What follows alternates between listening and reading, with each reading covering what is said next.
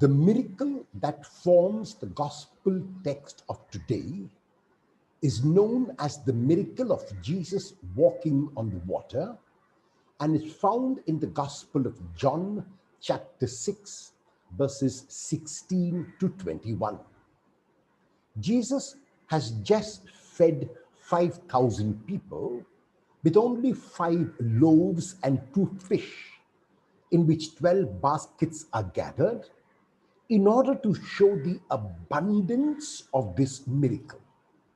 Not only do 5,000 people have their fill, but there is so much left over. It is an indication of the magnanimity of God to each one of us. Jesus then goes up to the mountain because he does not want the approval of people, and the disciples go by themselves in a boat to cross to the other side. But because the disciples have not taken Jesus along, they are bound to be in trouble. And very clearly, almost immediately after they set out, they encounter a strong wind, and there is the danger that the boat might capsize. It is when they are in this frightened and agitated state that Jesus comes to them walking on the water and reveals himself to them as God with us. This is the story. What does it mean for us today? There are at least 3 levels of meaning which we can draw from this beautiful story. And the first is that Jesus, because he was God, had the ability which no human being had, that is, the ability to walk on the water. And so this is a miraculous event where Jesus reveals himself as God. A second interpretation is that the sea, the waters, were considered the abode of evil. Demons lurked under the waters. The fact that Jesus can walk on the water and not be sucked in and not be drowned is an indication that Jesus can subdue evil forces. Jesus will not be subsumed by evil. The third interpretation, however, seems to fit this text the best, in which we are told that when Jesus walks on the water, he is imitating God. Because very clearly in the Old Testament, human beings cannot walk on water.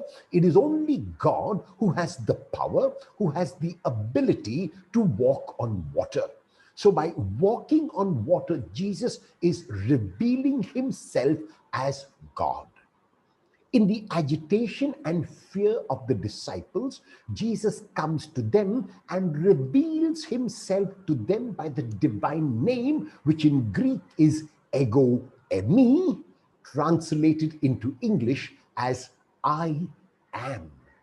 By revealing himself to the disciples as I am, Jesus is not only revealing himself to them as God, but also revealing himself to them as God who is in the present moment.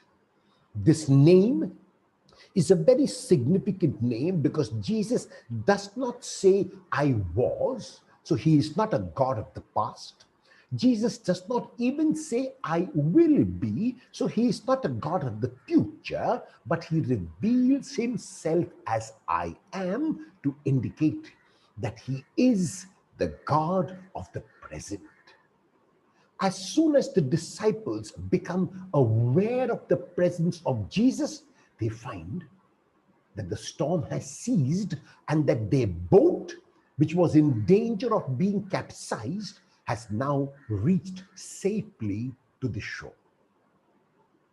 We are in the midst of very, very challenging times. Despite the discovery of a variety of vaccines, there are still more questions than there are answers. Are the vaccines as efficacious as they are made out to be? Will it affect us in some other way? Will we be prevented from contracting this dreaded disease now?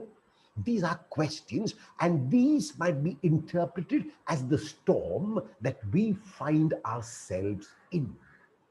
In this storm, even as we are in our boats, some of us are very frightened. Some are even terrified because we really do not know what the next moment holds. Even as we are agitated and frightened, like Jesus came to the disciples, he will come to us, and he does come to us walking on the water and revealing himself to us, not as a God of the past, not even as a God of the future, but as a God of the present through these words, I am. In order to be able to encounter this God, in order to be able to experience this God, what we need to do is we need to give up the fear that paralyzes us. We need to be brave and courageous and strong, confident in the knowledge that our God is God with us, our God is God for us, our God in Jesus is I am.